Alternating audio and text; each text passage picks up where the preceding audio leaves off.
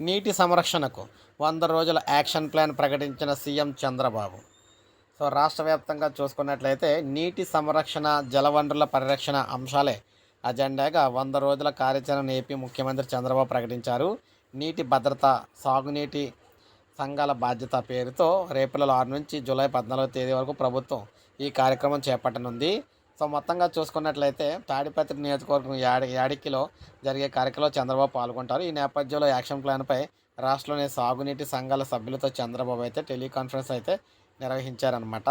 నీటి పారుదల, అటవీ, పంచాయతీరాజ్, వ్యవసాయ, పశుసంవర్ధక శాఖల సమన్వయంతో నీటి భద్రత, సాగునీటి సంఘాల బాధ్యత కార్యక్రమం చేపట్టాలని సీఎం చెప్పారు.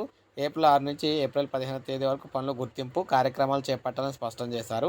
ఏప్రిల్ 16 నుంచి 20 తేదీ వరకు గుర్తించిన పనులకు పరిపాలన అనుమతులు ఇవ్వాలని, ఏప్రిల్ 21 నుంచి జూలై 9వ తేదీ వరకు పనులు చేపట్టాలని చెప్పారు. జూలై 10 నుంచి 14 వరకు పూర్తి చేసిన పనులకు సంబంధించిన నివేదికలు అయితే సమర్పించాలన్నారు.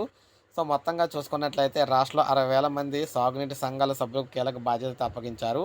వేసవికి ముందు 6 మీటర్లు, వర్షాకాలం తర్వాత 3 మీటర్ల లోతులో భూగర్భ జలాలు అందుబాటులోకి వచ్చేలా చర్యలు తీసుకోవాలని నిర్దేశించారు.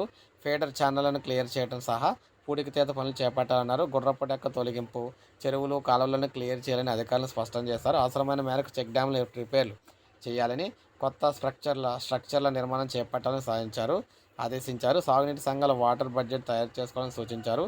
ప్రజా చైతన్యం, ప్రజల భాగస్వామ్యంతో 100 రోజుల ఉద్యమాన్ని సమర్థవంతంగా తీసుకెళ్లి ప్రజలకు నీటి కొరత లేకుండా చేయాలని చెప్పేసి మంచి నీటిపై 100 రోజుల యాక్షన్ ప్లాన్ అయితే ప్రకటించారన్నమాట. సో, ఇది మనకు అప్డేట్. ఒక లైక్ చేయండి, సబ్స్క్రైబ్ చేసుకోండి మన ఛానల్.